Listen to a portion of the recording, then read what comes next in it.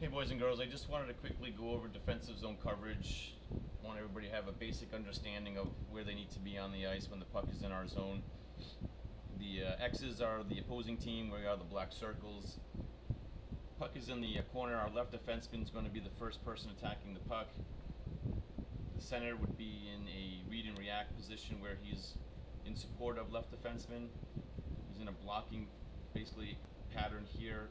So in case F1 does get past the left defenseman, he can stop him from getting access to the goal. But he is responsible for F2, who in a normal situation would be along the boards looking to assist his forward partner.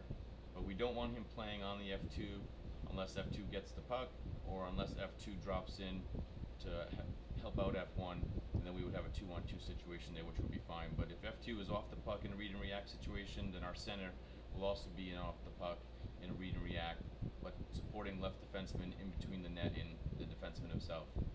The right defenseman is going to be in front of the net front coverage. His responsibility is F3, or the forward who is in the high slot area forward front of the net. Our left winger is going to cover the defenseman along the boards, and our right winger is going to be responsible for covering the defenseman at the middle of the ice. So what we want to see, boys and girls, is basically 5 one-on-one battles going on at the same time. So it's very simple when we're in defensive zone coverage. Every one of you is responsible for covering somebody. So if you're all alone, then obviously somebody from that other team is open. We need to find out who that is and get them covered quickly before they open up for an easy goal. So again, we should see 5 one-on-one battles. One there. There's another one-on-one battle there. Another one-on-one battle here. Another one-on-one battle here. And another one-on-one battle here. So again, 5 one-on-one battles at the same time. So left defenseman would be responsible for the F1, center responsible for the F2, right defenseman responsible for the F3, and our wingers would be responsible for the defenseman up at the blue line. Now, as far as our covering of the defenseman, I don't want to see the left winger here, if the puck is along his boards, to be right on top of him.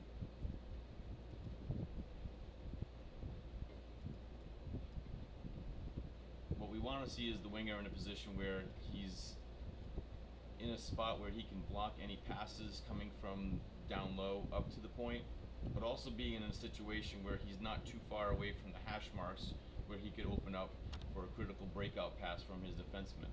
So if he's too high up, that puts the defenseman in a hard situation, because now he has to come all the way back down here to get that breakout pass. So again, somewhere on the top of the circles is where we want to see that left winger covering his defenseman.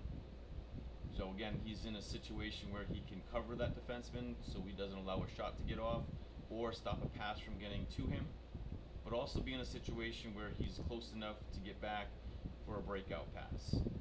Same thing with the right winger covering the middle defenseman. We want to see him in the high slot, top of the circles area. Two reasons. Again, one would be to cover his defensive partner in case there's a pass over to him so he can block any shots. Second would be to cover the high slot area in front of the net, just in case there's an odd man issue. He's in a situation where he's not too far away where he can drop low and help out. But his main responsibility is still covering that defenseman up at the point. Everybody on the ice should have active sticks, meaning all the sticks should be on the ice in a way where they're blocking a passing lane. So we want to see the right winger with his stick in a situation where it would prevent that defenseman from getting a pass. Same thing with the center, having your stick in a lane where that F3 it's difficult for him to get a pass, and so on and so on. So again, sticks are very important. That left defenseman should be actively using his stick to chip the puck off the boards away from the F1. So using our sticks in our defensive zone is very critical. Everyone should have their stick again on the ice in a way so we can start blocking some passes. Now the puck moves over to the other side. It would be the same thing. Our right defenseman would drop into coverage. Center would come in for a support role. Left defenseman's going to take up position in front of the net front coverage. Our right winger is going to cover the boards.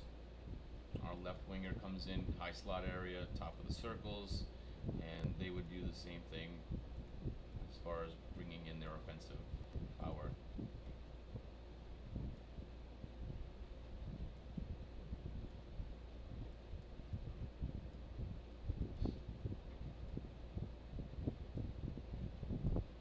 Now again, it's important that the right winger doesn't play right on the body of the defender. He's in a situation where he's close enough to stop him from shooting, but he's also in a good situation where he can come down for a breakout pass.